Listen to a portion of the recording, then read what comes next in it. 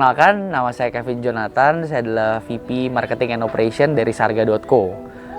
Jadi kalau misalnya ditanya Sarga.co itu apa, Sarga.co adalah bagian dari Sarga Group. Kami adalah pionir untuk olahraga pacuan berkuda. Jadi kita itu adalah promotor olahraga pacuan kuda di Indonesia yang pertama dan satu-satunya. Gitu. Nah, Sarga sendiri itu udah berjalan dan sudah terbentuk dari 2023. Di tahun 2023 kita menghandle nggak cuma pacuan kuda, tapi kita juga nge-handle equestrian. Kita juga sempat nge-handle berkuda memanah atau yang biasa sering disebut HBA. Kayak gitu. Nah, sementara olahraga pacuan kuda sendiri itu ada 4. Yang satu adalah pacuan kuda, yang kedua adalah equestrian yang tunggang serasi bahasa Indonesianya. Nah, yang ketiga adalah berkuda memanah. Dan yang keempat adalah polo yang main bola di atas kuda. Dari 4 olahraga berkuda ini, semuanya dihandle oleh satu organisasi yang namanya Pordasi, Persatuan Olahraga Berkuda Seluruh Indonesia. Nah, Sarga berkolaborasi sangat erat dengan tim Pordasi yang ada di sini. Seperti itu sih, dan kami sebagai tahun-tahun pertama, Sarga ingin fokus untuk menjalankan dan menghandle olahraga pacuan berkuda. Sebenarnya kita ngelihat potensi yang ada sih. Kalau kita ngomongin pacuan berkuda, sebenarnya sebelum ada Sarga.co, pacuan berkuda di Indonesia itu industri udah sangat rame sebenarnya. Cuma belum dipublikasikan ke masyarakat secara umum, belum di-manage secara maksimal seperti itu. Jadi kalau misalnya boleh cerita sedikit, olahraga pacuan berkuda di Indonesia sebelum ada Sarga tuh setahun mungkin bisa 40 pacuan kuda gitu setahun. Habis itu mungkin bisa lebih karena ada pacuan di daerah-daerah juga.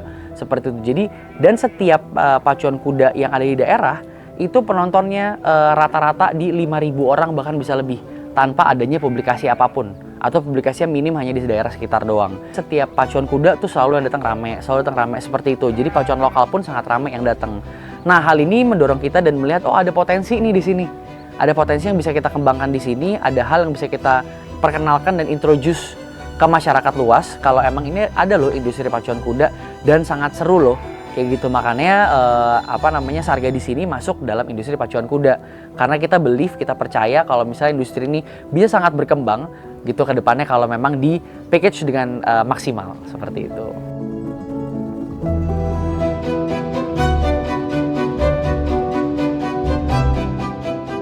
Sarga.co di sini datang untuk mengedukasi para masyarakat, itu juga salah satu visi misinya kami. Jadi kita juga menjaga dan kita juga edukasi lah melewati sosial media. Kita udah mulai aktif mempromosikan Sarga.co ini, event-eventnya, nggak cuma event, tapi industrinya tuh apa sih? Siapa sih di balik ini? Banyak tokoh-tokoh yang menarik yang kita juga publikasikan di sosial media kita gitu. Terus mulai dari situ kita juga bekerja sama komunitas-komunitas berkuda. Terus sama influencer-influencer juga untuk bantu mempromosikan dan untuk bantu datang ke event pacuan kuda yang versi Sarga dengan rapi, yang udah nyaman, bisa ditonton dan udah enak lah kayak gitu. Jadi udah kalau dulu tuh kalau misalnya saya pernah dengar kalau misalnya ke pacuan kuda, pacuan kuda berdebu dan bau banget, enggak deh, males misalnya kayak gitu ya. Nah, sekarang orangnya juga bilang kayak gila pacuan kuda sekarang enak banget. Dihandle sama Sarga udah nyaman, nontonnya juga udah teratur dan udah sangat safety gitu. Jadi itu salah satu yang menjadi motivasi kami untuk terus-menerus menjaga industri ini untuk berkembang lebih bagus sih. Seperti itu. Dan ya kita bekerja sama terus untuk kolaborasi dengan Pordasi dan juga komunitas-komunitas berkuda.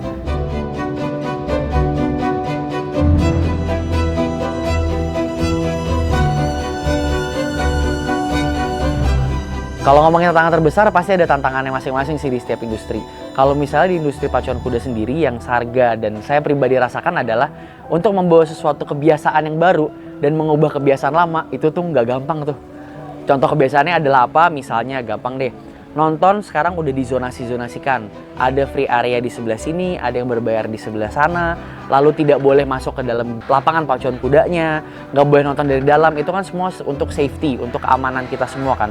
Cuma biasanya yang sudah kebiasaan kan bisa nonton dari mana aja, bisa masuk ke dalam trek, bisa ngeliat kuda yang lagi lewat benar-benar langsung lihat di depan mata, seperti itu. Karena mengubah kebiasaan itu tuh butuh waktu memang gitu kan. Dan untuk mensosialisasikan kebiasaan itu sangat amat butuh waktu dan butuh kerjasama yang ketat antara kami penyelenggara Sarga juga Pordasi gitu, dimana Pordasi adalah badan organisasinya yang bisa membantu mengkomunikasikan hal itu. Jadi untuk mengubah kebiasaan tuh sangat susah. Jadi pelan-pelan kita ubah, walaupun pasti acceptance-nya atau penerimaan masyarakat juga nggak semua langsung smooth ya. Ada yang pasti komplain dulu kenapa kayak gini, biasanya enggak, segala macam. Tapi ya kita lihat ujung-ujungnya lah, resultnya kita lihat, toh sekarang jadi lebih rapih, lebih nyaman, seperti itu sih.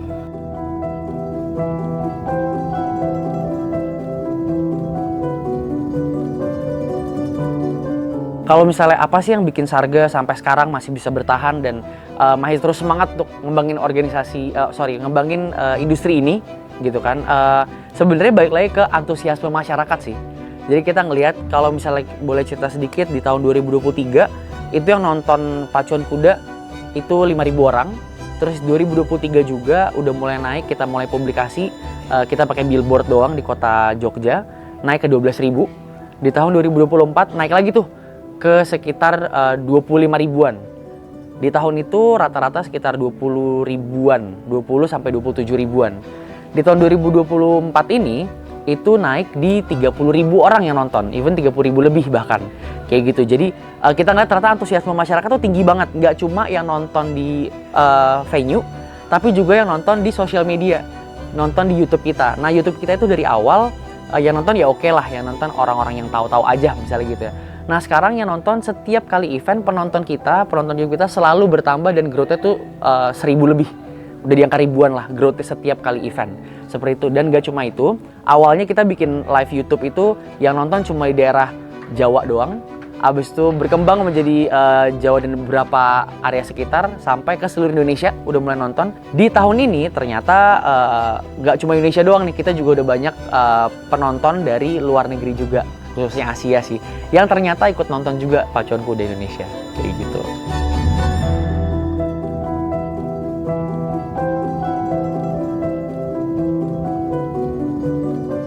Momen paling berkesan setiap pacuan kuda adalah momen ketika di sore hari. Kalau menurut saya pribadi ya, ketika semua selesai, acara selesai, dapat berjalan dengan lancar dari awal sampai akhir, karena acara kan seharian, mostly dari jam 9 sampai jam 4 atau jam 5 sore. Ketika acara sudah selesai, semua berjalan dengan rapi, berjalan dengan lancar, itu momen yang nggak bisa ditukar dengan kata-kata sih. Maksudnya kayak wah gila, keren banget, semua berjalan dengan lancar. Terus dapat testimoni orang-orang juga keren pacuannya. Terus habis itu wah seru banget, tempatnya bagus segala macam. Nah, momen itu sih untuk saya pribadi yang kayak oke, senang nih kayak gitu. Jadi ayo semangat buat bikin lagi kayak gitu sih.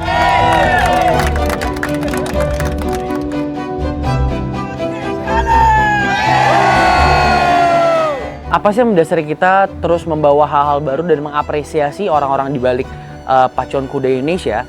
Itu karena balik lagi ke pilar kita, pilar edukasi. Kita ingin mengedukasi orang-orang dan kita ingin mengembangkan industri ini sebenarnya. Mengembangkan industri gimana? Nggak cuma industri di eventnya aja, tapi industrinya secara keseluruhan, 360 degree-nya. Gitu. Jadi kita ngelihat juga nggak cuma pas event, yaitu bintangnya adalah si kudanya dan jokinya, gitu kan.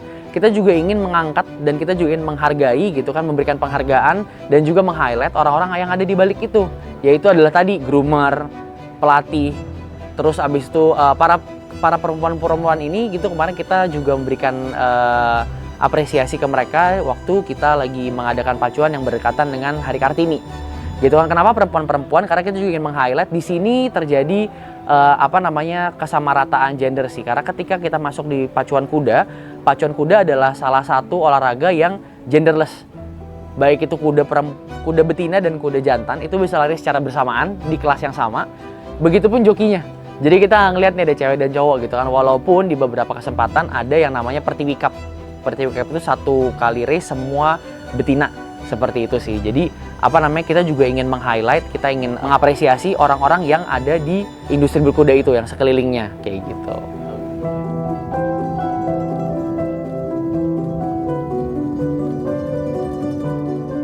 Kalau misalnya plan kita, karena balik lagi, kita ada tujuan untuk mengembangkan industri ini, pasti kita punya plan itu. Kita punya plan untuk mengembangkan nggak cuma venue-nya, nggak cuma tempatnya, tapi kita juga mengembangkan sumber daya manusianya, yaitu adalah tadi groomer, pelatih, dan semuanya deh gitu. Jadi dengan pelatihan-pelatihan, iya kita akan ada ke sana, kita akan berjalan ke sana. Cuma detailnya bagaimana dan sistemnya bagaimana dan kapannya itu masih diskusikan di internal sih. Jadi bisa membawa sesuatunya dengan proper, jadi disiapin juga dengan yang proper juga.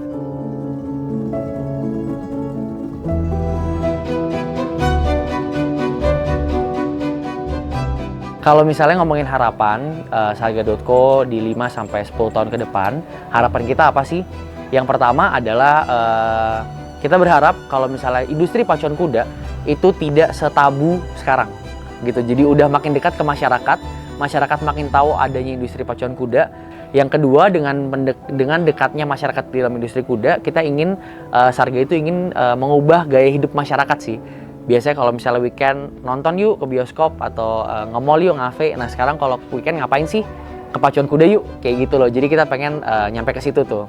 Lalu yang ketiga, itu kita pengen horse antusias makin banyak, sehingga makin banyak lagi pecinta-pecinta kuda, yaitu yang akan melahirkan horse owner baru, habis itu melahirkan joki-joki baru, melahirkan groomer-groomer baru gitu kan, pelatih-pelatih baru.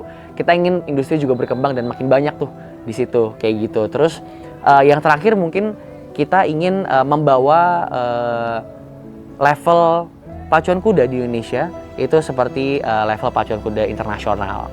Jadi nggak cuma kuda-kuda nasional aja yang bertanding, tapi kedepannya kuda-kuda internasional juga ikut bertanding di Indonesia.